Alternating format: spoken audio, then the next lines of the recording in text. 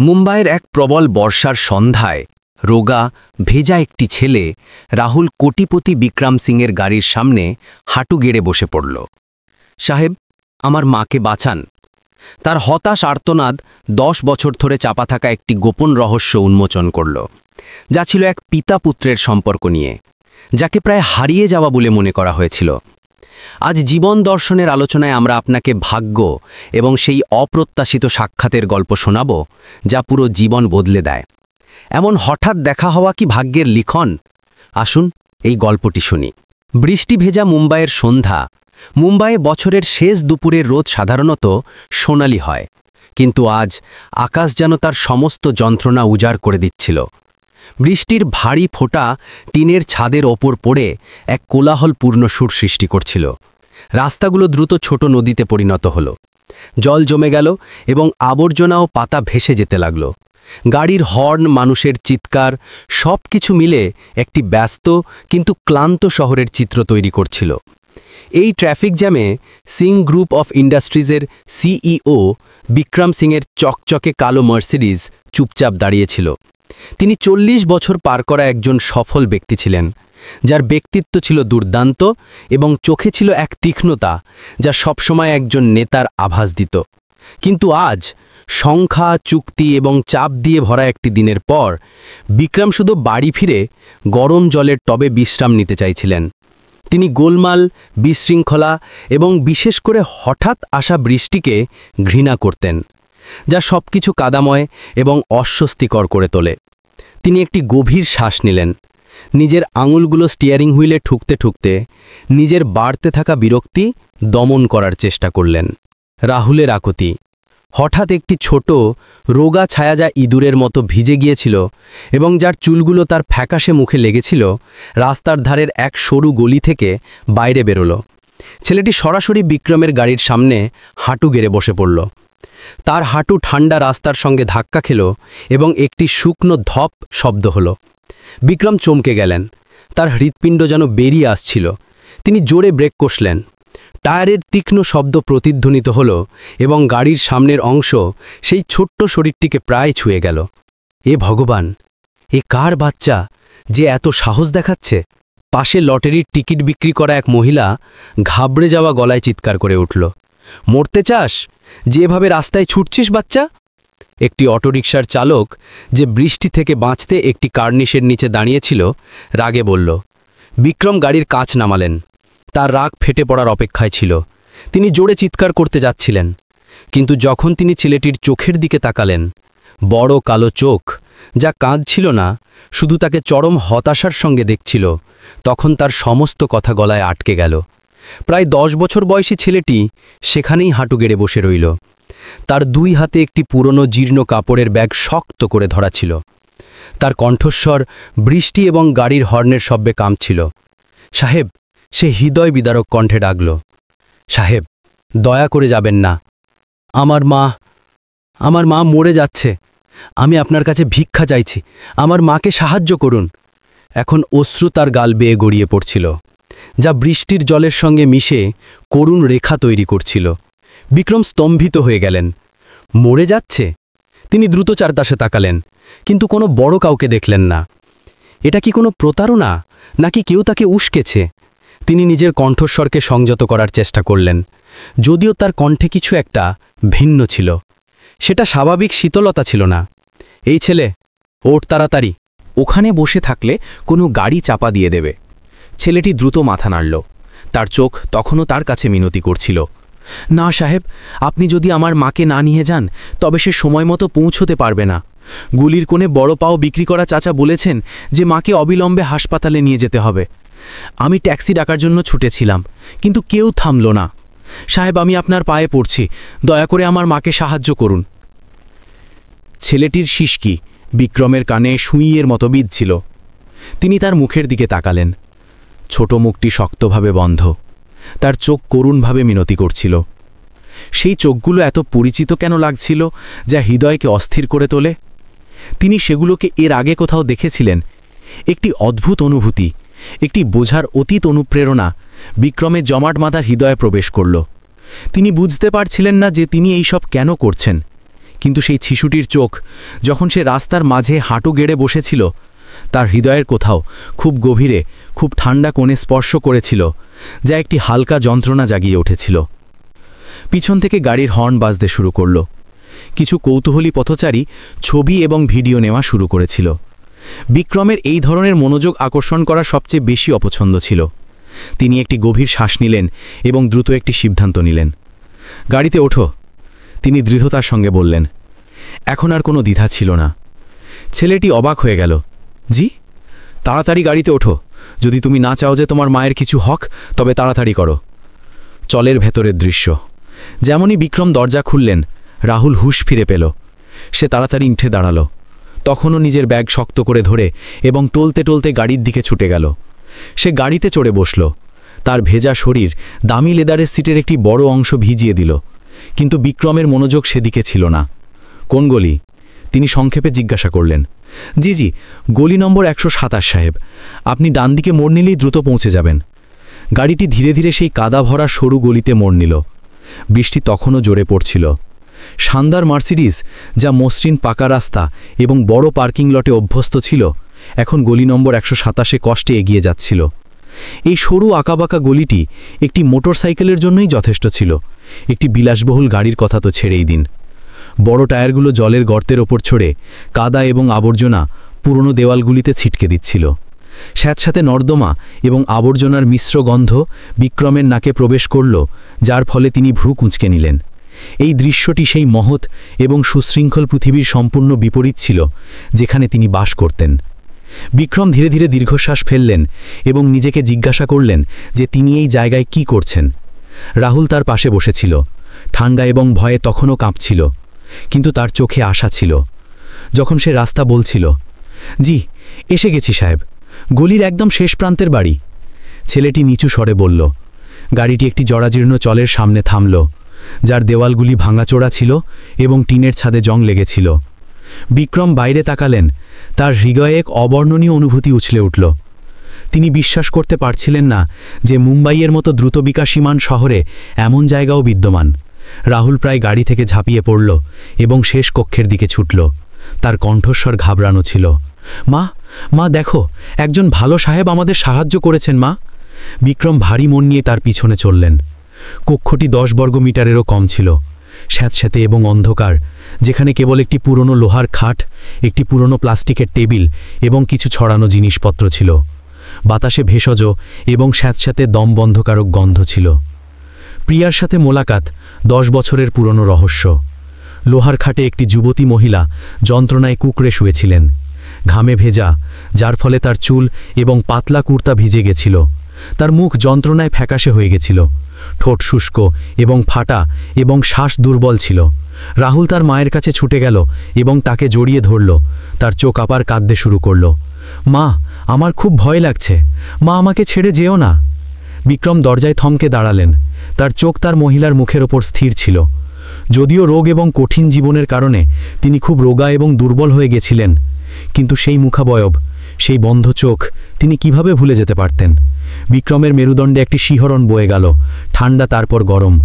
10 বছর ধরে তিনি সাবধানে বন্ধ করে রাখা স্মৃতিগুলির একটি পুরো অংশ হঠাৎ একটি বন্যার মতো ভেঙে ফিরে আসলো। তিনি বিড়বিড় করলেন। তার নামটি অজান্তেই তার মুখ থেকে বেরিয়ে এলো। তার কণ্ঠে বিস্ময় ভরে উঠল। প্রিয়া, প্রিয়া। বিক্রমের ডাক প্রিয়ার কানে বিদ্যুতের মতো বাজল। কে? তিনি অসহ্য যন্ত্রণায় ডুবেছিলেন, কিন্তু সেই কণ্ঠস্বরটি এত পরিচিত এবং বিরক্তিকর ছিল। তিনি কষ্টে চোখ খোলার চেষ্টা করতে লাগলেন। যখন তার চোখ বিক্রমের ওপর পড়ল, তখন তার চোখ পুরোপুরি খুলে গেল। প্রথমে বিস্ময়, তারপর তার মুখে চরম ভয় ছেয়ে গেল। তিনি নিজের চোখকে বিশ্বাস করতে পারছিলেন না। তার সামনে দাঁড়িয়ে থাকা মানুষটি, যাকে তিনি নিজের অতীতের সবচেয়ে গভীরে পুঁতে ফেলার চেষ্টা করেছিলেন, আজ তার এই জরাজীর্ণ ঘরে দাঁড়িয়েছিল। আপনি বিক্রম? তিনি তোতলামি করে বললেন। তার কণ্ঠস্বর করুণভাবে দুর্বল ছিল। তিনি উঠার চেষ্টা করছিলেন, কিন্তু একটি তীব্র যন্ত্রণা তাকে নিচে ফেলে দিল এবং তিনি দুর্বল হয়ে কাতরাতে লাগলেন। নিজের মাকে যন্ত্রণায় দেখে রাহুল আরও ভয় পেয়ে গেল। সে নিজের মাকে শক্ত করে ধরে রাখল। অশ্রু ঝরছিল। মা, মা, এই সাহেব খুব ভালো। তিনি বলেছেন যে তিনি আমাদের হাসপাতালে নিয়ে যাবেন।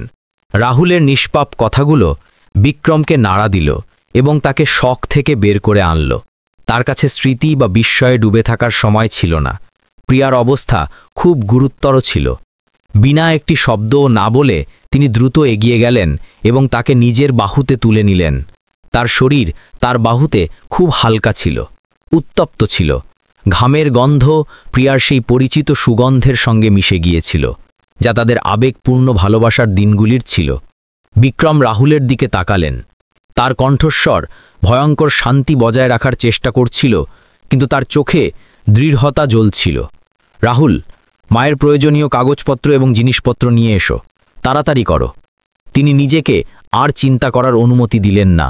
এই মুহূর্তে সবচেয়ে জরুরি ছিল প্রিয়াকে বাঁচানো। হাসপাতালে একটি জরুরি অস্ত্রোপচার। মার্সিডিজ ঘন বৃষ্টিকে চিড়ে রাস্তা দিয়ে দ্রুত ছুটে চলল, সরাসরি শহরের জেনারেল হাসপাতালের দিকে। বিক্রম গাড়ি চালাচ্ছিলেন। তার মুখ ছিল টান টান, তার চোখ সামনের রাস্তার দিকে স্থির ছিল। রাহুল পিছনের সিটে বসেছিল, নিজের কাপড়ের ব্যাগ শক্ত করে ধরে মাঝে মাঝে রিয়ার ভিউ মিরর দিয়ে বিক্রমকে দেখছিল। তার বড় চোখগুলিতে এখনও ভয় ছিল, কিন্তু এখন কিছুটা আশা এবং বিশ্বাসও ছিল। সেই অপরিচিত মানুষটির তৎপরতা এবং দৃঢ় সংকল্প অনুভব করেছিল। হাসপাতালে পৌঁছে বিক্রম প্রিয়াকে সিধে জরুরি কক্ষে নিয়ে গেলেন। ভিতরে মেশিনের বিপ বিপ শব্দ, নার্স এবং ডাক্তারদের ছুটোছুটি এবং রোগীদের আত্মীয়দের কান্নার আওয়াজ ছিল। বিক্রম প্রিয়াকে স্ট্রেচারে শোয়ালেন এবং তারপর এক ধাপ পিছনে সরে মেডিকেল টিমের জন্য জায়গা তৈরি করলেন। তিনি বাইরে দাঁড়িয়ে থাকলেন। তার হৃৎপিণ্ড আগুনের মতো জ্বলছিল। ঠান্ডা করিডোরে এদিক ওদিক হাঁটছিলেন। রাহুল তার পায়ের কাছে ঘেঁষে দাঁড়ালো। তার ছোট হাত বিক্রমের প্যান্ট শক্ত করে ধরেছিল, যেন হুলস্থুলের মধ্যে একটি শক্তিশালী অবলম্বন খুঁজছিল। একটু পরে ডক্টর ভার্মা নামে একজন গুরুত্বপূর্ণ মুখ এবং ক্লান্ত চোখওয়ালা মধ্যবয়সী ব্যক্তি জরুরি কক্ষ থেকে বাইরে এলেন। রোগী প্রিয়া শর্মার আত্মীয়কে? ডাক্তার দৃঢ়তার সঙ্গে জিজ্ঞাসা করলেন। বিক্রম চমকে গেলেন এবং স্বাভাবিকভাবে এগিয়ে গেলেন। জি, আমি। তিনি আমার স্ত্রী। তিনি কেমন আছেন ডাক্তার? বিক্রমের মুখ দিয়ে বেরিয়ে গেল। তিনি জানতেন যে তার এটি বলার কোনো অধিকার নেই, কিন্তু সেই মুহূর্তে তিনি শুধু প্রিয়ার অবস্থা জানার অধিকার চেয়েছিলেন। ডক্টর ভার্মা বিক্রমকে সন্দেহের দৃষ্টিতে দেখলেন। রোগী প্রিয়া শর্মা, ৩৬ বছর, কিডনিতে পাথরের গুরুতর জটিলতার কারণে তীব্র সংক্রমণের জন্য গুরুতর অবস্থায় ভর্তি হয়েছেন। অবস্থা খুবই গুরুতর। পাথর অপসারণ এবং সংক্রমণ নিয়ন্ত্রণের জন্য আমাদের অবিলম্বে সার্জারি করার দরকার। যদি সময় মতো না করা হয় তবে এটি প্রাণঘাতী হতে পারে। বিক্রমের বুক কেঁপে উঠল। তীব্র সংক্রমণ, প্রাণঘাতী? তিনি কোনো দ্বিধাবোধ ছাড়াই বললেন, ডাক্তার, দয়া করে যা কিছু সম্ভব হয় করুন। খরচ কোনো সমস্যা নয়। আমি এক্ষুনি ভর্তি প্রক্রিয়া এবং অর্থ পরিশোধ করব। দয়া করে তাকে বাঁচান। বিক্রম দৃঢ়তার সঙ্গে বললেন। ডক্টর ভার্মা মাথা নাড়লেন, বিক্রমকে কিছু কাগজপত্র দিলেন এবং তাকে ভর্তির জন্য কাউন্টারে যেতে বললেন।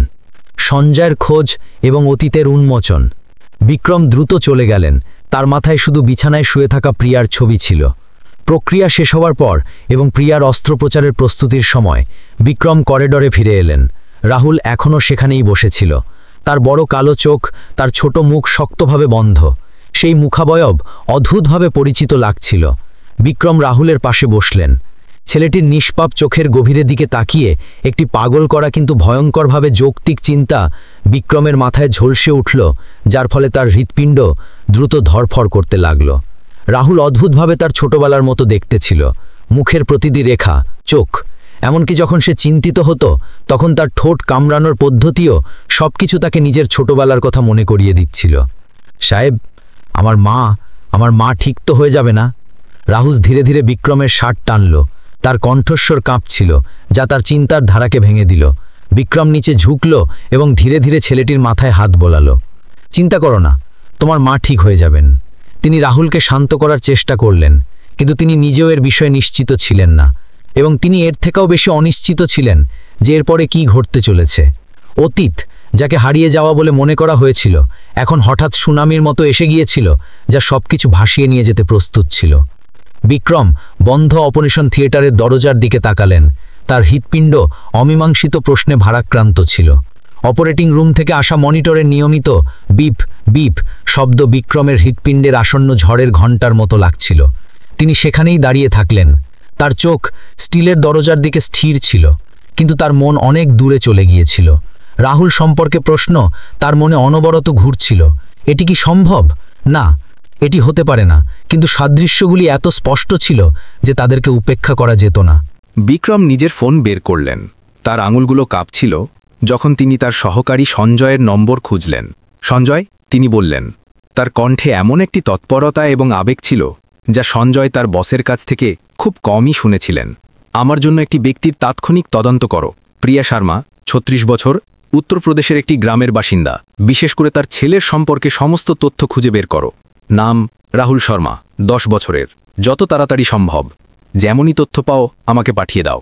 অন্যদিকে সঞ্জয় চমকে গেলেন। বিক্রম ফোন কেটে দিলেন এবং ঠান্ডা অপেক্ষার চেয়ারে বসে পড়লেন। যন্ত্রণাদায়ক, বিক্ষিপ্ত স্মৃতিগুলিকে জুড়তে চেষ্টা করছিলেন। ১০ বছর আগে তিনি একজন উচ্চাকাঙ্ক্ষী এবং রোম্যান্টিক আর্কিটেকচারের ছাত্র ছিলেন। তার একটি উজ্জ্বল ভবিষ্যৎ ছিল যা তার প্রতিপত্তিশালী পরিবার দ্বারা নির্ধারিত ছিল। আর প্রিয়া, সে গ্রামের একটি মেয়ে ছিল যে মুম্বাইয়ে শিক্ষক হওয়ার পড়াশোনা করছিল। কোমল, শান্ত, যার চোখ ছিল পরিষ্কার আর হাসি ছিল লাজুক। সে নিজের পড়াশোনার খরচ চালানোর জন্য তার কলেজের কাছে একটি ছোট ক্যাফেতে কাজ করত। তারা একে অপরের প্রেমে পাগলের মতো ভালোবাসত।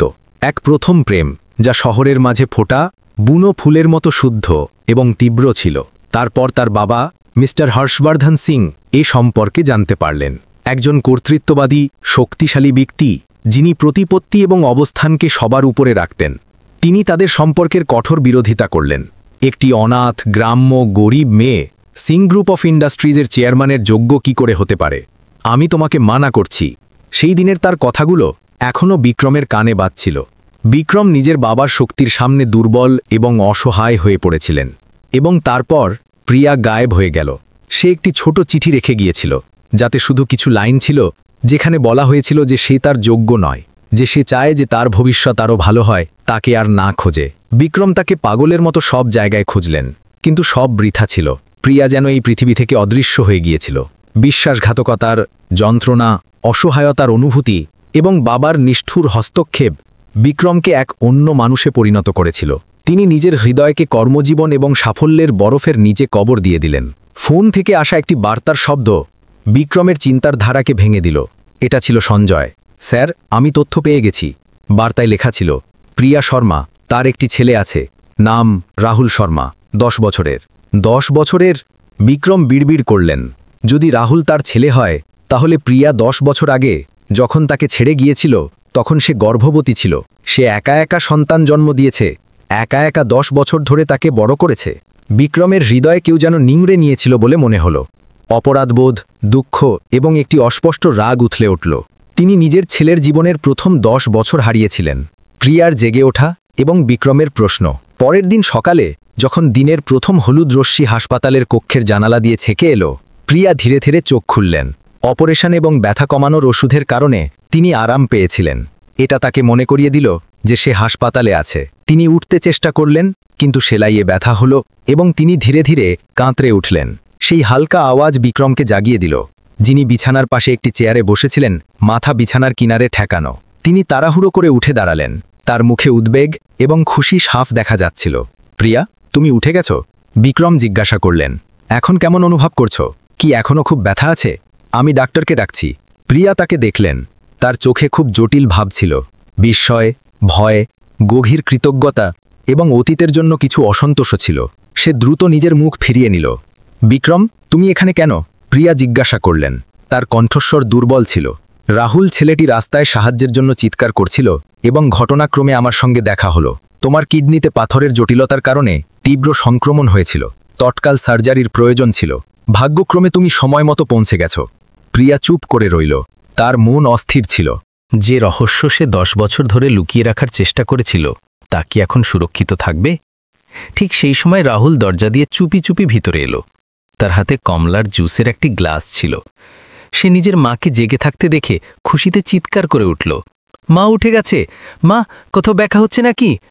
সে ছুটে এলো এবং বিছানায় চড়ে প্রিয়াকে জড়িয়ে ধরল। তারপর রাহুল বিক্রমের দিকে ফিরল এবং হাসিতে মুখ ভরে গেল। বিক্রম আঙ্কেল, দেখো, আমার মা উঠে গেছেন। দেখো, আমি সঠিক বলেছিলাম না? আমার মা ঠিক হয়ে যাবেন। তার চোখে বিশ্বাস এবং নিষ্পাপতা ভরা ছিল। রাহুলের পরিষ্কার হাসি দেখে, প্রিয়ার সতর্ক কিন্তু জটিল এবং ব্যথিত চোখ দেখে বিক্রম জানতেন যে তার আসল লড়াই এখন শুরু হয়েছে। ধন্যবাদ, প্রিয়া ধীরে ধীরে বললেন। তুমি তুমি এবার যাও, আমি নিজের খেয়াল রাখতে পারি। বিক্রম ভ্রু কুঁচকে ফেললেন। তুমি কি বলছো? প্রিয়া, তোমার এইমাত্র সার্জারি হয়েছে। তুমি এত দুর্বল এবং রাহুল এত ছোট, তুমি একা কিভাবে করবে? এটা আমার সমস্যা, প্রিয়া কঠোর দেখানোর চেষ্টা করলেন। এর সঙ্গে তোমার কোনো সম্পর্ক নেই, দয়া করে এখন আমাদের বিরক্ত করো না, তুমি যাও। সে দেয়ালের দিকে মুখ ঘুরিয়ে নিল। কোনো সম্পর্ক নেই? বিক্রম তিক্ততার সঙ্গে হাসলেন। তিনি কাছে এলেন, তার কণ্ঠস্বর চাপ দিয়ে ভারী হয়ে গেল। তার চোখ প্রিয়ার মধ্যে গভীরভাবে তাকিয়েছিল। প্রিয়া, আমার চোখের দিকে তাকাও এবং সত্যি বলো, কি রাহুল আমার ছেলে? প্রিয়া কেঁপে উঠলেন। বিক্রমের সরাসরি প্রশ্ন একটি অদৃশ্য ছুরির মতো তার হৃদয়ে ভিঁধে গেল। সে কাঁদতে শুরু করল। না, সে প্রায় চিৎকার করে উঠল। তার সঙ্গে তোমার কোনো সম্পর্ক নেই, তুমি যাও।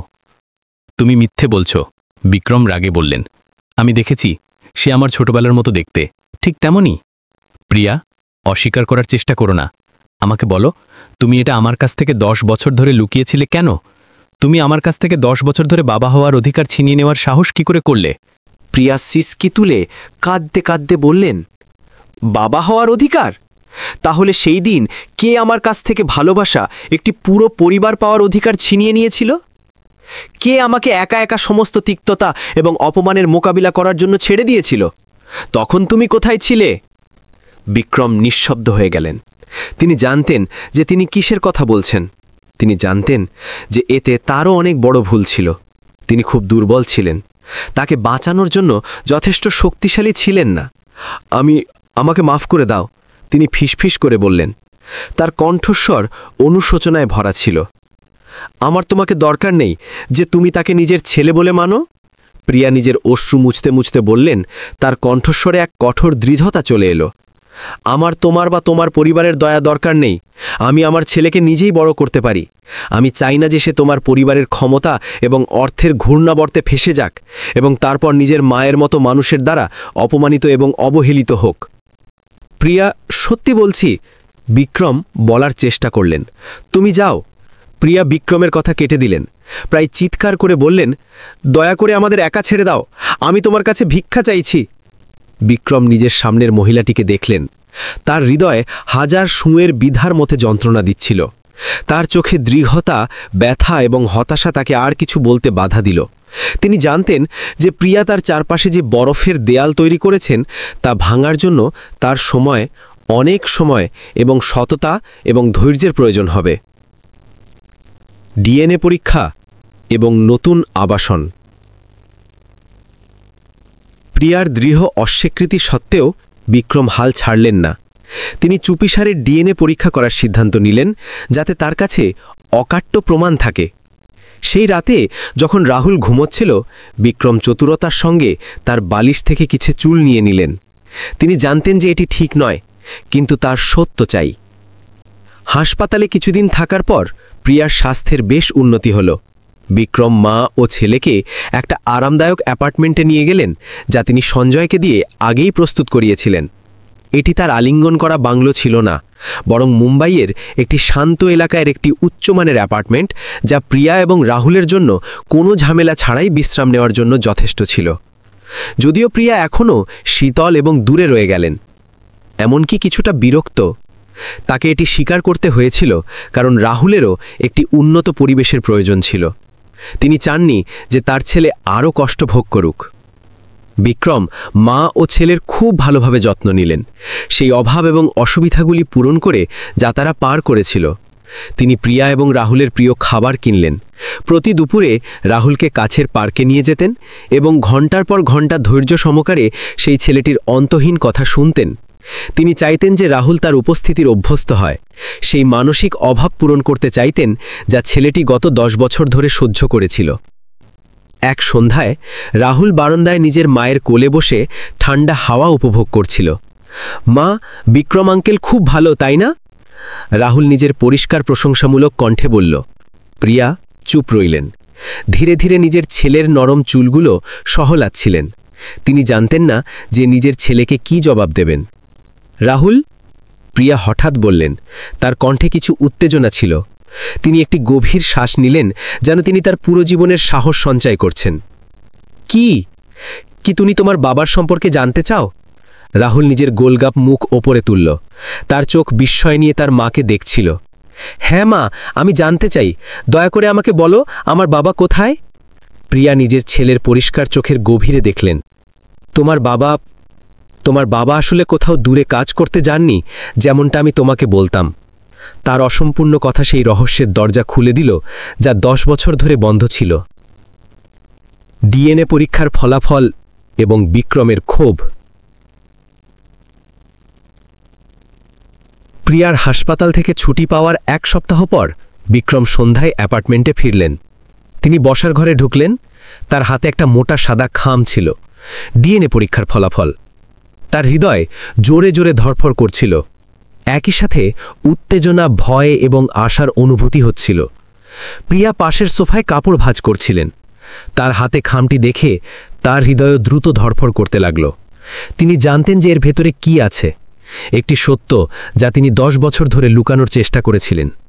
বিক্রম কিছু বললেন না, শুধু চুপচাপ খামটি প্রিয়ার সামনে কফি টেবিলে রেখে দিলেন।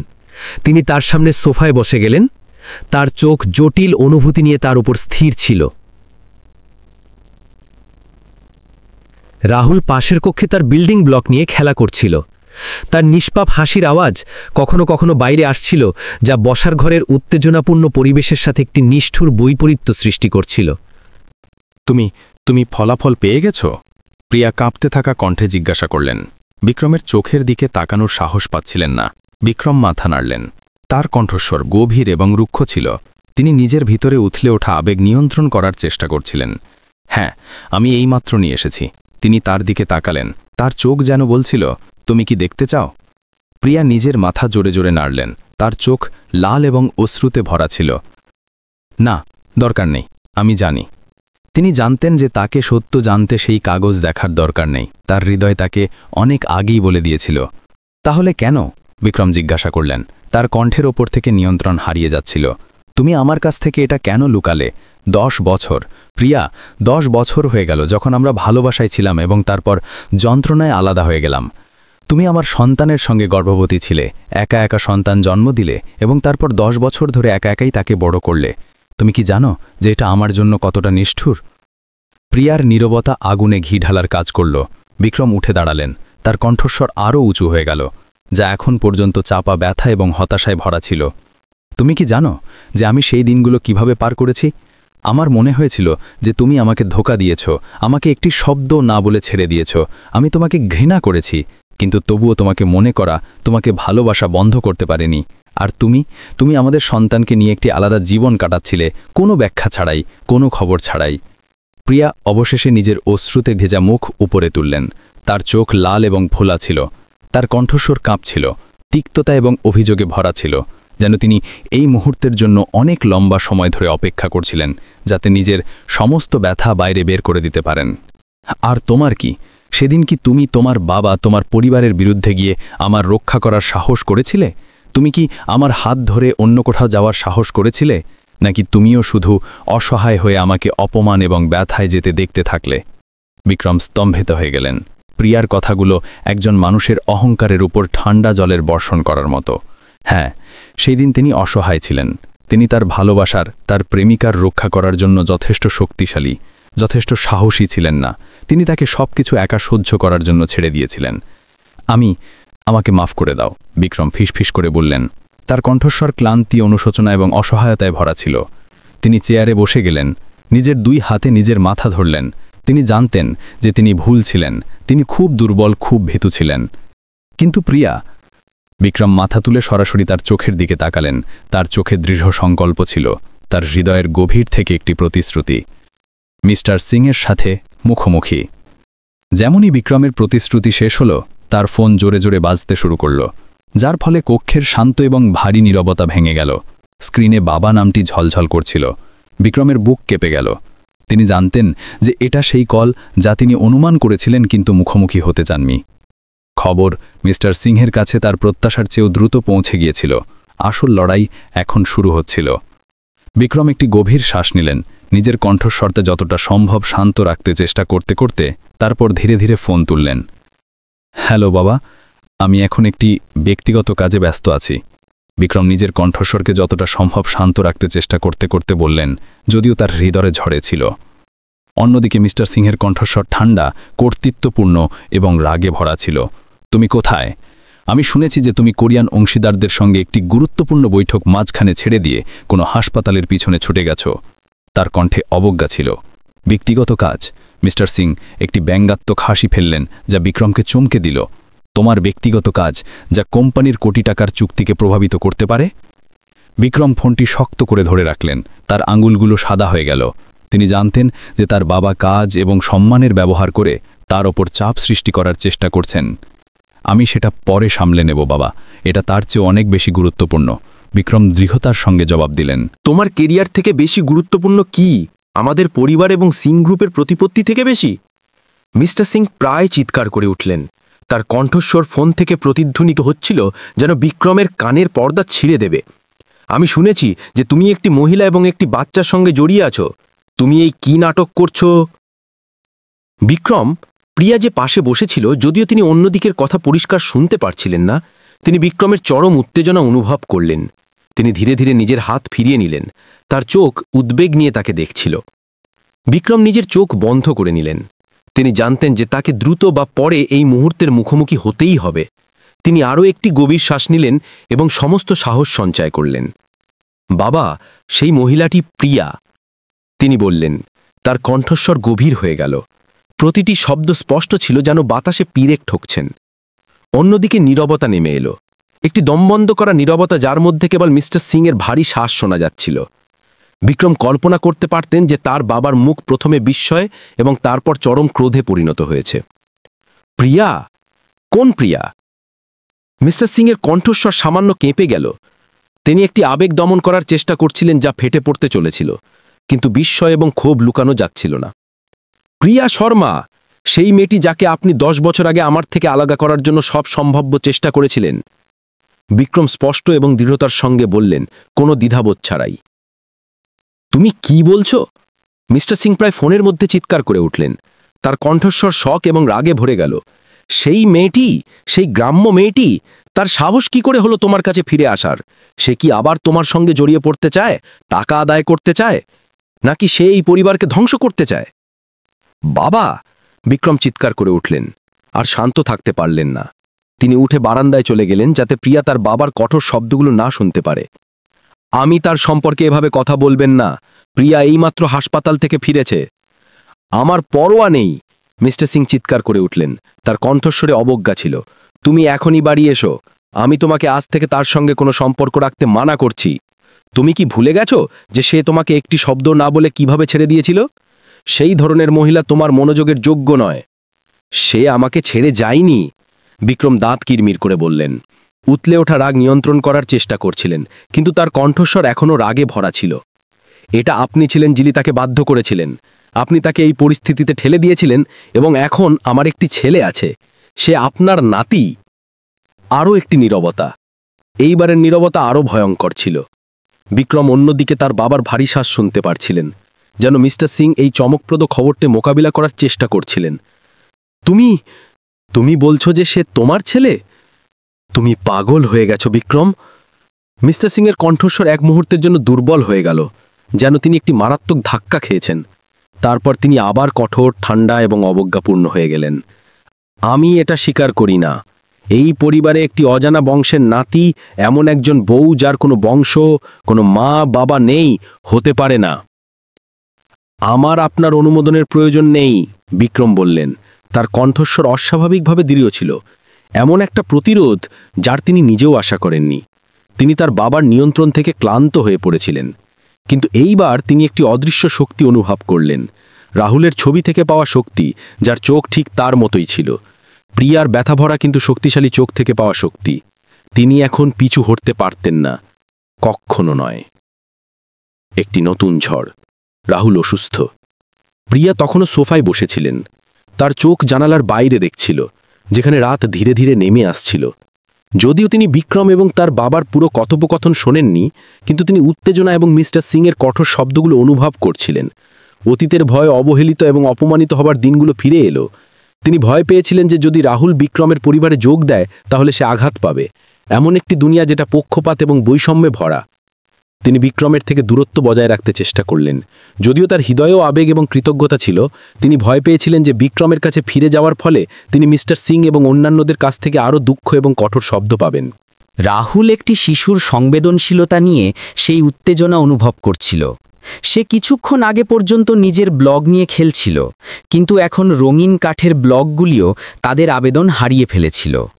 সে উদাস এবং শান্ত হয়ে গিয়েছিল এবং প্রায়শই বিক্রম এবং তারপর প্রিয়াকে উদ্বেগ এবং প্রশ্নে ভরা চোখ দিয়ে দেখত।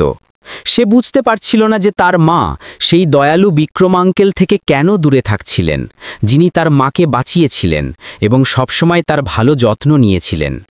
সেই রাতে বৃষ্টি থামেনি এবং তার সঙ্গে আরও একটি ঝড় এলো। রাহুলের হঠাৎ তীব্র জ্বর হলো। সে অজ্ঞান ছিল, তার শরীর জ্বলছিল এবং সে তার অস্থির ঘুমে ক্রমাগত তার মাকে ডাকছিল। প্রিয়া ঘাবড়ে গেলেন। তিনি একা একা নিজের ছেলের যত্ন করার চেষ্টা করলেন। গরম জলের কাপড় দিয়ে তার শরীর মুছলেন, তাকে কম্বল দিলেন, কিন্তু জ্বর বাড়তেই থাকল, কমার কোনো লক্ষণ ছিল না। তার অশ্রু তার গাল বেয়ে গড়িয়ে পড়ল। চরম ভয় তাকে ঘিরে ধরল। তিনি আবার নিজেকে একা এবং অসহায় অনুভব করলেন, যেমন আগের বছরগুলোতে। বিক্রম তার স্টাডি রুমে কাজে ব্যস্ত ছিলেন, যখন তিনি হঠাৎ প্রিয়াকে নিজের ছেলেকে ডাকতে এবং রাহুলের দুর্বল কাতরে ওঠার শব্দ শুনলেন। তিনি বাইরে ছুটে এলেন এবং প্রিয়াকে কাঁপতে কাঁপতে নিজের ছেলেকে জড়িয়ে ধরতে দেখলেন। তার মুখ উদ্বেগে ফ্যাকাশে হয়ে গিয়েছিল। কোনো দ্বিধা ছাড়াই তিনি রাহুলকে তুললেন। সেই ছোট শরীর থেকে আসা তীব্র তাপ অনুভব করলেন। রাহুলের তীব্র জ্বর হয়েছে, আমাদের তাকে অবিলম্বে হাসপাতালে নিয়ে যেতে হবে, বিক্রম বললেন। তার কণ্ঠে তৎপরতা ছিল। তিনি রাতের বৃষ্টিতে গাড়ি চালালেন এবং রাহুলকে জরুরি কক্ষে নিয়ে গেলেন। সেই পুরো রাত বিক্রম রাহুলের বিছানার পাশে জেগে রইলেন। এক মুহূর্তের জন্য ঘুমালেন না। তিনি ভালোবাসার সঙ্গে নিজের ছেলের ঘাম মুছলেন, তার তাপমাত্রা পরীক্ষা করলেন এবং ডাক্তারের সঙ্গে কথা বললেন। বিক্রম একটিও অভিযোগ করলেন না, একটিও শব্দ বললেন না। তার কেবল একটিই লক্ষ্য ছিল, রাহুলকে সুস্থ হতে হবে। বিক্রমকে নিজের ছেলের এত যত্ন নিতে দেখে কোনো অভিযোগ ছাড়াই, কোনো দ্বিধা ছাড়াই প্রিয়া রাহুলের জন্য তার সততা এবং ভালোবাসা অনুভব করলেন। তিনি অনুভব করলেন যে বিক্রম এখন সেই দুর্বল অসহায় ছেলেটি নন যা তিনি আগে ছিলেন। তিনি পরিণত, শক্তিশালী এবং তার সন্তানকে রক্ষা করতে সক্ষম হয়ে উঠেছিলেন। সেই মুহূর্তে তার হৃদয়ের বোঝা ধীরে ধীরে হালকা হয়ে গেল। তিনি অনুভব করলেন যে তিনি এখন আর একা নন। যখন জ্বর কমল, রাহুল ধীরে ধীরে হুঁশ ফিরে পেল। সে ধীরে ধীরে পাশ ফিরল। তারপর তার ছোট হাত খুঁজে বিক্রমের হাত শক্ত করে ধরল। বাবা, বাবা বিক্রম, সে বেহুশিতে ফিসফিস করে বলল। তার কণ্ঠস্বর দুর্বল কিন্তু বিশ্বাস এবং ভালোবাসায় ভরা। প্রিয়া এই দৃশ্য দেখলেন, তার হৃদয় গলে গেল। তার অশ্রু আবার গড়িয়ে পড়ল, কিন্তু এইবার এটি স্বস্তি এবং আশার অশ্রু ছিল। তিনি জানতেন যে তিনি এখন নিজের ছেলের খুশিকে লুকিয়ে রাখা বা অস্বীকার করা চালিয়ে যেতে পারবেন না। রাহুল একজন ভাবা, একটি পুরো পরিবারের যোগ্য ছিল এবং সম্ভবত তিনিও সেই খুশির যোগ্য ছিলেন। ভালোবাসার পুনর্জন্ম। রাহুলের অসুস্থ হওয়ার পর বিক্রম প্রিয়ার সঙ্গে নিজের সম্পর্ক উন্নত করার জন্য আরও বেশি প্রচেষ্টা করলেন। তিনি বুঝেছিলেন যে গত 10 বছরের গভীর ক্ষতগুলি পূরণ করার জন্য কেবল ফাঁপা কথা যথেষ্ট নয়। তিনি কেবল শারীরিক রূপে যত্ন নিলেন না, এটাও নিশ্চিত করলেন যে অ্যাপার্টমেন্টে সব সুবিধা থাকে। প্রিয়াকে বিশ্রাম করার জন্য সময় দেওয়ার জন্য একজন আংশিক পরিচারিকা রাখলেন, বরং তার আবেগ বোঝার এবং ভাগ করে নেওয়ারও চেষ্টা করলেন। প্রতি রাতে রাহুলের ঘুমিয়ে যাওয়ার পর বিক্রম প্রায়শই প্রিয়ার সঙ্গে বারান্দায় বসতেন, যেখান থেকে তারা মুম্বাই শহরের ঝলমলে আলো দেখতে পেতেন। তিনি তাকে গত 10 বছরের নিজের ব্যথা এবং কষ্টের কথা বললেন, যখন তিনি তাকে হারিয়েছিলেন এবং কিভাবে তিনি একটি শূন্যতায় জীবনযাপন করছিলেন, কেবল ব্যথা ভোলার জন্য কাজে ডুবে থাকতেন। তিনি চেয়েছিলেন যে সে বোঝে যে তিনিও অনেক কিছু সহ্য করেছেন, যে তিনি তাকে কখনো মনে করা ভালোবাসা বন্ধ করেননি। আমি জানি যে আমি ভুল ছিলাম, আমি সেই দিন খুব দুর্বল ছিলাম, কিন্তু প্রিয়া, তুমি কি জানো যে তোমাকে ছাড়া প্রতিদিন, এই না জেনে যে তুমি কোথায় আছো, কেমন আছো, আমি একজন হারানো মানুষের মতো ছিলাম। বিক্রম বললেন, তার কণ্ঠস্বর অনুশোচনায় ভরা। এরপর প্রিয়াও বিক্রমকে বললেন যে তিনিই রাহুলের বাবা। রাহুল নিজের নিষ্পাপতা এবং ভালোবাসার সঙ্গে বিক্রম এবং প্রিয়ার মধ্যে সবচেয়ে গুরুত্বপূর্ণ সেতু হয়ে উঠল। এমন মনে হচ্ছিল যে ছেলেটি বিক্রমের পুনর্মিলনের ইচ্ছাকে অনুভব করে নিয়েছিল এবং সেও একটি পুরো পরিবারের আকাঙ্ক্ষা রাখত। রাহুল প্রায়শই বিক্রম এবং নিজের মাকে গল্প, খেলা বা শুধু একটি উষ্ণ আলিঙ্গন দিয়ে একে অপরের কাছাকাছি আনত। বাবা বিক্রম, মা প্রিয়া, আমার সঙ্গে খেলো না, ছেলেটি চিৎকার করত। ব্লক নিয়ে খেলার সময় বিক্রম এবং প্রিয়ার হাত টেনে তাদের কাছে আনত। তোমরা কি আমাকে ভালোবাসো? আমি তোমাদের দুজনকে সবচেয়ে বেশি ভালোবাসি। রাহুলের নিষ্পাপ, পরিষ্কার কথাগুলো সমস্ত দূরত্ব গুলিয়ে দিল, যার ফলে বিক্রম এবং প্রিয়া না হেসে একে অপরের কাছাকাছি না এসে থাকতে পারতেন না। ধীরে ধীরে তিনজনের পরিবারের প্রথম উষ্ণ মুহূর্তগুলি সামনে এলো। বিক্রম এবং প্রিয়া প্রতি সপ্তাহান্তে রাহুলকে কাছের পার্কে নিয়ে যেতেন, একসঙ্গে সুপারমার্কেটে গিয়ে মুদিখানার জিনিস কিনতেন বা শুধু নতুন অ্যাপার্টমেন্টে একটি সাধারণ কিন্তু আরামদায়ক খাবার একসঙ্গে তৈরি করতেন। হাসি, একে অপরের দিকে তাকানো দৃষ্টি এখন সতর্কতা বা ব্যথায় ভরা ছিল না, বরং শান্তি, বিশ্বাস এবং খুশির ঝলকে ভরা ছিল। বিক্রমের সততা এবং দৃঢ়তার অধীনে প্রিয়া আরও খুলতে শুরু করলেন। তিনি সেই অসুবিধাগুলি এবং সংগ্রামগুলি ভাগ করে নিলেন যা তিনি রাহুলকে একা বড় করার সময় পার করেছিলেন। তিনি সেই রাতগুলির সম্পর্কে বললেন যখন তার ছেলে অসুস্থ ছিল এবং তিনি ঘুমাতে পারতেন না, সাধারণ খাবার এবং সেই মুহূর্তগুলির সম্পর্কেও বললেন যখন তাকে দুনিয়ার অবজ্ঞার মুখোমুখি হতে হতো, এবং সেই মুহূর্তগুলির সম্পর্কেও বললেন যখন তিনি প্রায় হার মানতে চলেছিলেন কিন্তু নিজের ছেলের জন্য তাকে উঠতে হয়েছিল। অনেকবার আমি শুধু সবকিছু ছেড়ে দিতে চাইতাম, কিন্তু রাহুলকে দেখে, তার পরিষ্কার চোখ দেখে আমি এগিয়ে যাওয়ার শক্তি পেতাম। প্রিয়া বললেন, তার কণ্ঠস্বর ভরে গেল, অশ্রু গড়িয়ে পড়ছিল। বিক্রম শুনলেন, তার হৃদয় ব্যথায় ভরে গেল।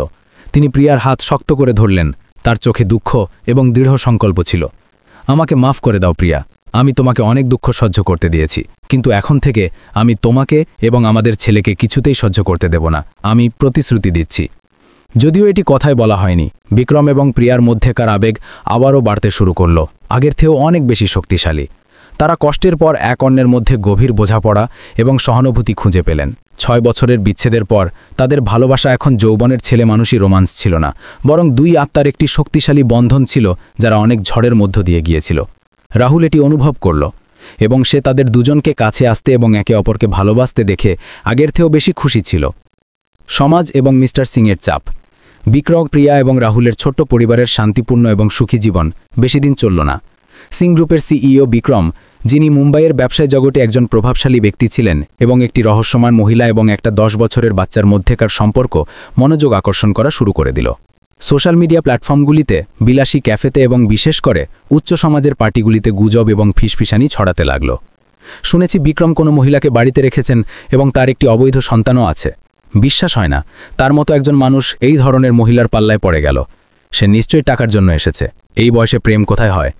এই ফিসফিসানিগুলি শীঘ্রই মিথ্যে দূষিত গুজবে পরিণত হল। সিং গ্রুপের প্রতিদ্বন্দ্বী এবং বিক্রমের সাফল্যে ঈর্ষান্বিতরা এই গল্পটির ব্যবহার তাকে ছোট করার জন্য করতে শুরু করে দিল। তারা গুজব ছড়ালো যে প্রিয়া একজন সোনার খনিকারী, অর্থাৎ টাকার লোভে মহিলা, যে সে ইচ্ছাকৃতভাবে বিক্রমের সুবিধা নেওয়ার জন্য বাচ্চাকে লুকিয়েছিল। এমনকি এই ইঙ্গিত দেওয়া হলো যে রাহুল একটি অবৈধ সন্তান, যা একটি সন্দেহজনক সম্পর্কের প্রমাণ, যার ফলে বিক্রম এবং কোম্পানির প্রতিষ্ঠা প্রভাবিত হচ্ছে। প্রিয়া, যিনি একটি ছোট্ট গলিতে একটি সাধারণ এবং শান্তিপূর্ণ জীবনে অভ্যস্ত ছিলেন, এখন তাকে চারদিক থেকে তীক্ষ্ণ দৃষ্টি এবং তিক্ত ফিসফিসানির মুখোমুখি হতে হচ্ছিল। প্রত্যেকবার যখন তিনি বাইরে যেতেন তখন তার মনে হতো যেন শত শত চোখ তার উপর স্থির হয়ে আছে। ফিসফিসানি, ইশারা তাকে চাপ এবং অপমানে দমবন্ধকে অনুভব করাচ্ছিল। তিনি ভয় পেয়েছিলেন, উদ্বিগ্ন ছিলেন যে রাহুল সেই দূষিত কথাগুলোর দ্বারা প্রভাবিত হবে। অনেকবার ভয় এবং অপমান চরম পর্যায়ে পৌঁছে যেত। তিনি শুধু একবার আবার পালিয়ে যেতে চাইতেন, বিক্রমের জীবন থেকে অদৃশ্য হয়ে যেতে চাইতেন। রাহুলকে আবার সেই ছোট্ট গলিতে নিয়ে যেতেন, সমস্ত তর্কে থেকে দূরে, যাতে তার ছেলের উপর তার কারণে কোনো আঘাত না পৌঁছায়। আমি আর সহ্য করতে পারছি না, বিক্রম প্রিয়া বললেন। তার কণ্ঠস্বর কেঁপে উঠল। যখন তিনি অনলাইন দূষিত মন্তব্যগুলো পড়লেন তখন তার চোখে জল ভরে এলো। বিক্রম অনুভব করলেন যে পরিস্থিতি গুরুতর হচ্ছে। তিনি ভিত্তিহীন গুজবগুলিকে নিজের পরিবার, বিশেষ করে প্রিয়া এবং রাহুলের ক্ষতি করতে দিতে পারেন না। তিনি নিজের সম্পর্ককে চতুরতা এবং সিদ্ধান্তমূলকভাবে সার্বজনীন করার সিদ্ধান্ত নিলেন। তিনি নিজের সহকারী সঞ্জয়কে ডাকলেন। তার মুখ আগের চেয়েও বেশি ঠান্ডা ছিল। সঞ্জয়, একটি প্রেস কনফারেন্সের প্রস্তুতি করো। সমস্ত বড় সংবাদপত্র, টিভি চ্যানেল এবং কোম্পানির গুরুত্বপূর্ণ অংশীদারদের আমন্ত্রণ পাঠাও। আমি সবকিছু সার্বজনীন করব। সঞ্জয় এক মুহূর্তের জন্য চমকে গেলেন, কিন্তু তিনি নিজের বসের সিদ্ধান্ত বুঝে গেলেন। জি স্যার, আমি এক্ষুনি ব্যবস্থা করছি। প্রেস কনফারেন্স মুম্বাইয়ের কেন্দ্রে একটি বিলাসবহুল হোটেলে অনুষ্ঠিত হল। বিক্রম শান্ত এবং আত্মবিশ্বাসী লাগছিলেন, কিন্তু তার চোখে দৃঢ় সংকল্প জ্বলছিল। তিনি শত শত ক্যামেরা, মাইক্রোফোন এবং মিডিয়ার কৌতূহলী চোখের সামনে দাঁড়িয়েছিলেন। তিনি স্পষ্ট এবং দৃঢ়তার সঙ্গে ঘোষণা করলেন, আজ আমি আপনাদের সকলের সঙ্গে আনুষ্ঠানিকভাবে পরিচয় করাতে চাই। ইনি প্রিয়া শর্মা, সেই মহিলা যাকে আমি ভালোবাসি, এবং রাহুল সিং, আমার নিজের ছেলে। তিনি প্রিয়ার হাত শক্ত করে ধরলেন এবং তাকে ও রাহুলকে নিজের কাছে টেনে নিলেন। প্রিয়া যদিও সামান্য দ্বিধাগ্রস্ত ছিলেন, তার চোখে এখন ভয় ছিল না, বরং তার পাশে দাঁড়িয়ে থাকা মানুষটির উপর সম্পূর্ণ বিশ্বাস ছিল। রাহুল তার বাবা মায়ের মাঝে দাঁড়িয়েছিল, তার মুখ নিষ্পাপ কিন্তু গর্বে ভরা ছিল। 10 বছর আগে ভুল বোঝাবুঝি এবং পরিবারের হস্তক্ষেপের কারণে আমাদের আলাদা হতে হয়েছিল। প্রিয়া একা সমস্ত অসুবিধা মোকাবিলা করেছে, একা একা আমাদের ছেলেকে বড় করেছে। আমি আমার ছেলের জীবনের প্রথম 10 বছর হারিয়েছি, কিন্তু এখন আমরা মিলিত হয়েছি। আমি নিশ্চিত করছি যে আমি আমার পরিবারকে যে কোনো মূল্যে রক্ষা করব এবং কাউকে কোনো গুজব দিয়ে তাদের আঘাত করতে দেব না। বিক্রম বললেন, তার কণ্ঠস্বর প্রতিধ্বনিত হচ্ছিল, শক্তি এবং ভালোবাসায় ভরা ছিল। বিক্রমের দৃঢ় সমর্থন এবং সুরক্ষার কারণে প্রিয়া ধীরে ধীরে নিজের আত্মবিশ্বাস ফিরে পেলেন। তিনি এখন তীক্ষ্ণ দৃষ্টি বা ফিসফিসানি থেকে সরে যেতেন না। তিনি গর্বের সঙ্গে জনগণের মুখোমুখি হলেন, কারণ তিনি জানতেন যে তার সঙ্গে বিক্রম আছে, তার ভালোবাসা আছে এবং রাহুলের খুশি আছে। তিনি বুঝেছিলেন যে নিজের এবং নিজের ছেলের খুশি রক্ষার জন্য তাকে আগের চেয়ে অনেক বেশি শক্তিশালী এবং দৃঢ় হতে হবে। রাহুল, দাদার বরফ গলাতে থাকা সেতু। ফোনে বিক্রমের সঙ্গে তীব্র বিতর্কের পরেও মিস্টার সিং নিজের ছেলের ওপর নজর রাখা বন্ধ করেননি। তিনি একজন শক্তিশালী ব্যক্তি ছিলেন, যিনি সহজে হার বা প্রতিরোধ মেনে নিতেন না। তিনি সঞ্জয়ের রিপোর্ট এবং উচ্চ সমাজের ফিসফিসানি থেকে প্রিয়া এবং রাহুলের সম্পর্কে জানতে পারলেন। প্রথমে তিনি একটি ঠান্ডা এমনকি অবজ্ঞামূলক মনোভাব বজায় রেখেছিলেন, এটা ভেবে যে এটা প্রিয়ার একটি চাল যাতে সে বিক্রমের সুবিধা নিতে পারে। সেই মেয়েটি এখনও নিজের উদ্দেশ্য ছাড়েনি। মিস্টার সিং সঞ্জয়কে বললেন, তার চোখে অবজ্ঞা ছিল। বিক্রম বুঝেছিলেন যে নিজের বাবার অনুমোদন পাওয়ার জন্য তার একটি সেতুর প্রয়োজন, আর সেই সেতু আর কেউ নয়, রাহুল ছিল। তিনি রাহুলকে মিস্টার সিংয়ের সঙ্গে দেখা করানোর সিদ্ধান্ত নিলেন। প্রথমবার রাহুল নিজের দাদার বিশাল বিলাসবহুল বাংলোতে প্রবেশ করল, এমন একটি জায়গা যার অস্তিত্বের কথা সে কখনো জানত না। বিক্রম নিজের ছেলের হাত ধরে রেখেছিলেন, তার হৃদয় উত্তেজনা এবং দৃঢ় সংকল্পে ভরা ছিল। রাহুল নিজের নিষ্পাপতা, বিনয় এবং একটি শিশুর প্রকৃত ভালোবাসা দিয়ে ধীরে ধীরে নিজের কঠোর দাদার হৃদয়কে স্পর্শ করতে শুরু করল। সে নিজের বাবা মা এবং দাদার মধ্যেকার ঝড়ো অতীত সম্পর্কে কিছুই জানত না। সে শুধু বিক্রমকে ভালোবাসত এবং একটি পুরো পরিবার চাইত, যার মধ্যে দাদা দাদিও থাকবে। এক দুপুরে যখন বিক্রম রাহুলকে মিস্টার সিংয়ের সঙ্গে দেখা করাতে নিয়ে গেলেন, মিস্টার সিং একটি বিরল এবং মূল্যবান বনসাই গাছের সঙ্গে সংগ্রাম করছিলেন, যার উপর তিনি খুব গর্বিত ছিলেন। একটি প্রাচীন গাছ যার পাতাগুলি হলুদ হয়ে ঝরে পড়ছিল। মিস্টার সিংয়ের মুখ রাগ এবং অসহায়তায় ভরা ছিল। রাহুল এটা দেখে নিজের গভীর পর্যবেক্ষণ শক্তিতে এটা দেখে নিল। তার মনে পড়ল যে তার মা প্রিয়া ও পুরনোচলের ছোট গাছগুলির সঙ্গে কি করতেন। দাদু, আপনার গাছটি কি অসুস্থ? রাহুল নিজের পরিষ্কার কণ্ঠে জিজ্ঞাসা করল। মিস্টার সিং নিজের নাতির দিকে বিরক্তির দৃষ্টিতে তাকালেন। তুমি কি জানো? জি, আমার মায়ের গাছগুলিও কখনো কখনো এমন হয়ে যায়। মা বলেন যে জল শুধু পর্যাপ্ত পরিমাণে দিতে হয়, না বেশি না কম, এবং সঠিক ধরনের সারও দিতে হয়। আর মনে হচ্ছে এই গাছটি খুব কম শোধ পাচ্ছে। দাদু, সে গাছটির দিকে ইশারা করল। মিস্টার সিং শুরুতে রেগে গিয়েছিলেন এবং তাকে উপেক্ষা করতে যাচ্ছিলেন, কিন্তু তারপর তিনি এটা দেখে অবাক হয়ে গেলেন যে রাহুলের নির্দেশনাগুলি অনুসরণ করার পর গাছটি ধীরে ধীরে ঠিক হতে লাগল। নতুন সবুজ পাতা বেরোতে লাগল, গাছটি সুস্থ হয়ে গেল। সেই দিন থেকে তিনি রাহুলকে একটি ভিন্ন দৃষ্টিতে দেখতে শুরু করলেন, এমন একটি দৃষ্টি যেখানে আর অবজ্ঞা ছিল না, বরং কৌতূহল এবং সামান্য প্রশংসা ছিল। মিস্টার সিং রাহুলকে আগ্রহ দেখাতে ছোট ছোট পদক্ষেপ নেওয়া শুরু করলেন। তিনি উপহার কিনলেন, তার পড়াশোনার সম্পর্কে জিজ্ঞাসা করলেন এবং এমনকি তাকে নিজের তরুণ দিনের গল্পও শোনালেন। তিনি অনুভব করলেন যে রাহুল কেবল বুদ্ধিমান এবং তীক্ষ্ণ ছিল না, বরং খুব স্নেহশীল এবং বাধ্যও ছিল, ঠিক বিক্রমের ছোটবেলার মতো, কিন্তু তার মধ্যে প্রিয়ার কোমলতা এবং সংবেদনশীলতাও ছিল। রক্তের সম্পর্ক ধীরে ধীরে মিস্টার সিংয়ের হৃদয়ের বরফ গলাতে শুরু করল, সেই বরফ যা তিনি এত বছর ধরে নিজে তৈরি করেছিলেন। যদিও তিনি এখনও আনুষ্ঠানিকভাবে প্রিয়াকে নিজের পুত্রবধূ হিসেবে গ্রহণ করেননি বা তাকে সম্মানের সঙ্গে উল্লেখ করেননি, মিস্টার সিং রাহুলের উপস্থিতি স্বীকার করতে শুরু করে দিয়েছিলেন। তিনি প্রায়শই বিক্রমকে রাহুলকে খেলার জন্য আনার জন্য বলতেন এবং দাদানাতির মধ্যেকার কথাবার্তা উষ্ণতায় ভরে গেল। এখন কোনো দূরত্ব বা অস্বস্তি ছিল না। যখন তিনি রাহুলকে দেখতেন তখন তার চোখে গর্ব জ্বলত, এমন একটি গর্ব যার সম্পর্কে তিনি কখনো ভাবেননি যে এই অসম নাতি থেকে তিনি পাবেন। পিতার ক্ষমা এবং পরিবারের মিলন। রাহুলের সঙ্গে বেশ কয়েকবার দেখা করার পর তার নিষ্পাপতা, বুদ্ধিমত্তা এবং স্নেহ দেখে মিস্টার সিং নিজের হৃদয়ে উঠতে থাকা পবিত্র রক্তের সম্পর্ককে অস্বীকার করতে পারলেন না। তাদের হৃদয়ের ঢাকা বরফের স্তর ধীরে ধীরে গলে গেল, যার ফলে পারিবারিক স্নেহের উষ্ণতার জন্য জায়গা তৈরি হলো। তিনি অনুভব করলেন যে প্রিয়ার পটভূমি যাই হোক না কেন, এই নাতি তার রক্ত, তাদের বংশ এবং সিং গ্রুপের ভবিষ্যৎ। এবং সবচেয়ে গুরুত্বপূর্ণ বিষয় হলো সে একটি প্রিয় শিশু যে ভালোবাসার যোগ্য। এক দুপুরে যখন সোনালি রোদ জানালা দিয়ে ছেকে আসছিল, মিস্টার সিং হঠাৎ বিক্রম, প্রিয়া এবং রাহুলের অ্যাপার্টমেন্টে এলেন। বিক্রম রাহুলকে একটি মডেল বিমান তৈরি করতে সাহায্য করছিলেন এবং প্রিয়া রান্নাঘরে রাতের খাবার তৈরি করছিলেন। ছুরিকাচির আওয়াজ সুখকর লাগছিল। তিনজনের পরিবারের এই আরামদায়ক দৃশ্য রাহুলের নিষ্পাপ হাসিতে ভরা মিস্টার সিংয়ের হৃদয় স্পর্শ করল। মিস্টার সিং নিজের গলা পরিষ্কার করলেন।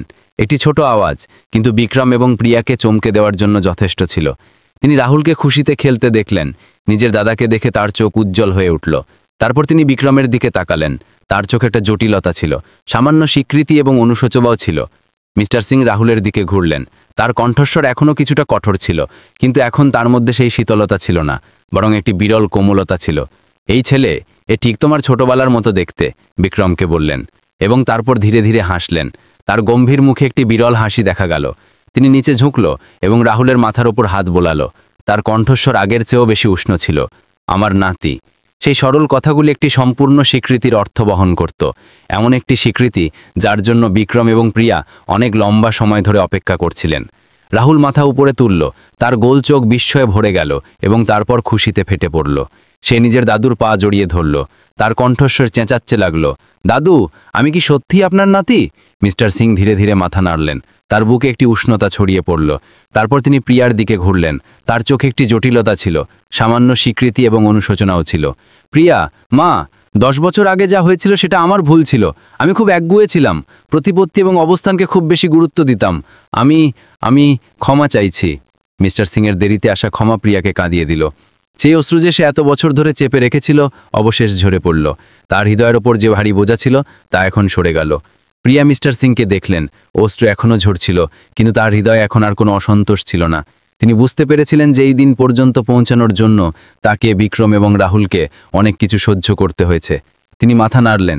তার কণ্ঠস্বর ভরে গিয়েছিল, কিন্তু সততায় ভরা ছিল। জি, আমি বুঝি, বাবা। প্রিয়ার মিস্টার সিংকে বাবা বলা বিক্রম এবং মিস্টার সিং দুজনকেই আবেগপ্রবণ করে তুলল। মিস্টার সিং ধীরে ধীরে মাথা নাড়লেন। তাদের চোখে খুশি এবং স্বস্তি জ্বলছিল। বড় পরিবার আনুষ্ঠানিকভাবে আবার মিলিত হলো। সেই রাতে বিক্রম, প্রিয়া এবং রাহুলের অ্যাপার্টমেন্টে রাতের খাবার হাসি এবং শান্তিতে ভরা ছিল। মিস্টার সিং এখন তার স্বাভাবিক গম্ভীর রূপে ছিলেন না। তিনি গল্প শোনালেন, রাহুলের স্কুল সম্পর্কে, তার স্বপ্ন সম্পর্কে জিজ্ঞাসা করলেন। রাহুল নিজের মা এবং দাদুকে পুনর্মিলিত হতে দেখে, নিজের বাবা মাকে একসঙ্গে হাসতে দেখে খুব খুশি ছিল। সে একটি পুরো পরিবারের উষ্ণতা অনুভব করল। টেবিলের নিচে বিক্রম প্রিয়ার হাত শক্ত করে ধরলেন। তার চোখ ভালোবাসা এবং খুশিতে ভরা ছিল। তিনি জানতেন যে সামনের পথ এখনও চ্যালেঞ্জে ভরা, বিশেষ করে জনগণ এবং ঈর্ষান্বিত লোকদের মুখোমুখি হওয়া। কিন্তু পরিবারের সঙ্গে প্রিয়া এবং রাহুলের অনুপ্রেরণার উৎস হিসেবে তিনি কখনো পিছু হটবেন না। তিনি এই খুশিকে যে কোনো মূল্যে রক্ষা করবেন। ভালোবাসা এবং ক্ষমা, একটি পূর্ণ জীবন। বিক্রম এবং প্রিয়ার সম্পর্কের সর্বজনীন হওয়া এবং রাহুলকে ছেলে হিসাবে গ্রহণ করার খবরটি মিডিয়া এবং ব্যবসায়ী জগতে একটি বড় ঢেউ তৈরি করল। কিন্তু বিক্রমের দৃঢ়তা এবং প্রতিপত্তির কারণে সমস্ত দূষিত গুজব ধীরে ধীরে শান্ত হয়ে গেল।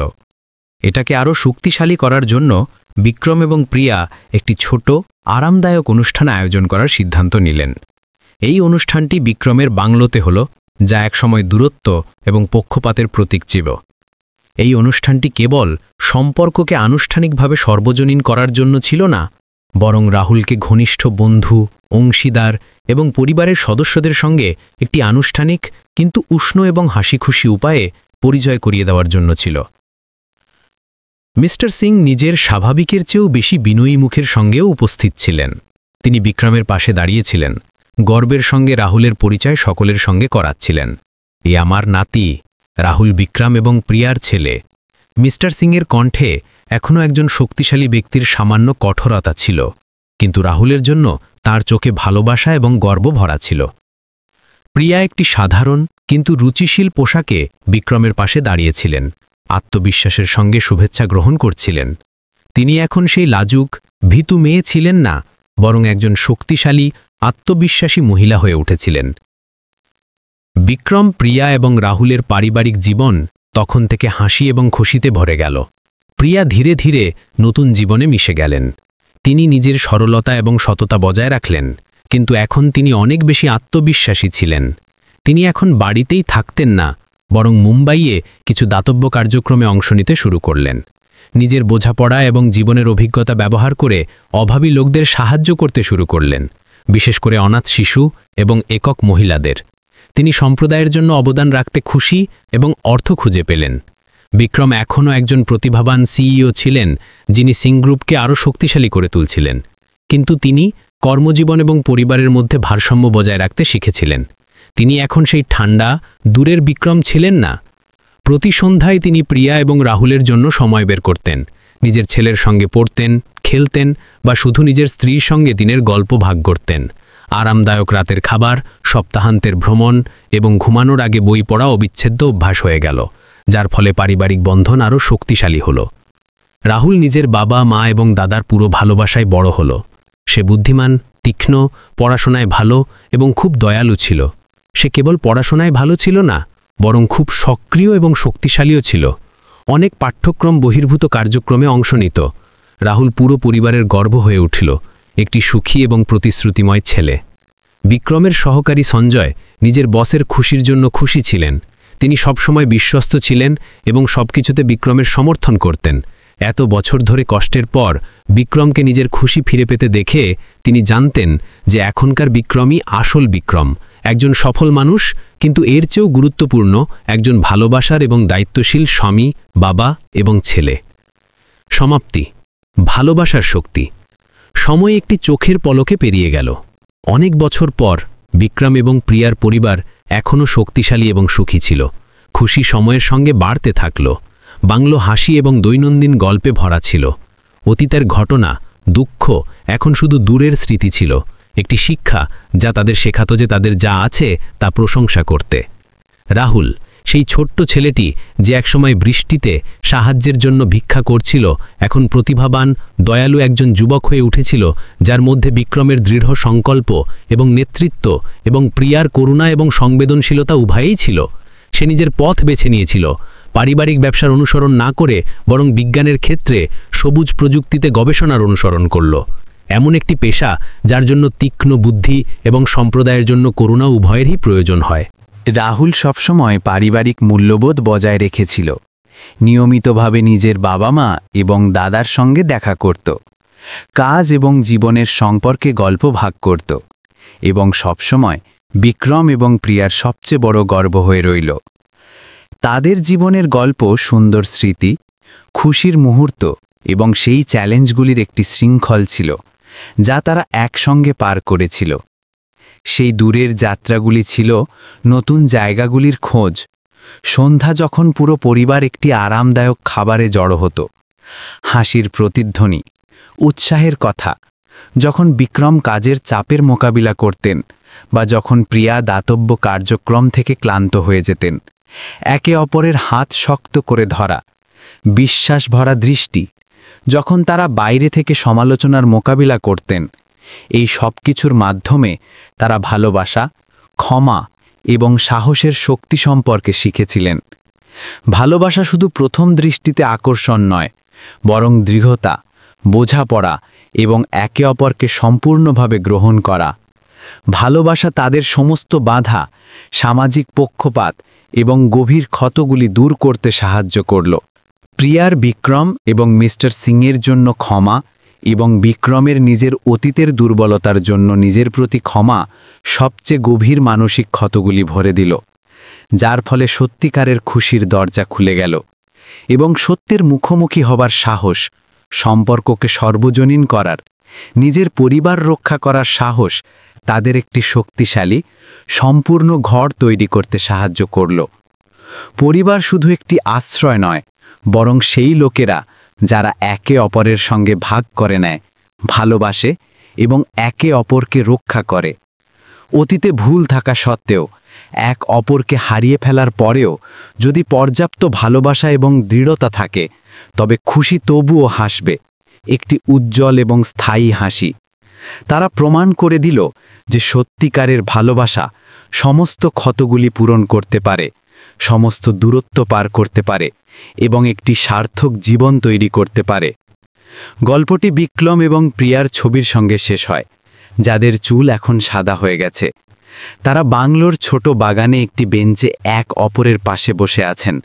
দুপুরের হালকা রোদ তাদের কাঁধের ওপর পড়ছে, একটি শান্তিপূর্ণ দৃশ্য তৈরি করছে। তারা হাসতে হাসতে নিজেদের বড় হয়ে যাওয়া রাহুলকে দেখছেন, যে এখন একজন সফল ব্যক্তি, একটি সুন্দর যুবতীর হাত ধরে উঠোনে প্রবেশ করছে। পিছনে একটি ছোট্ট বাচ্চার তুতলামো কথা, পরিবার এবং সিং গ্রুপের পরবর্তী প্রজন্ম। তারা একে অপরের হাত শক্ত করে ধরেন, এটা জানতে জানতে যে তারা একটি সম্পূর্ণ এবং সুখী জীবন যাপন করেছেন, সব সময় একসঙ্গে, সব সময় এক ভালোবাসায়।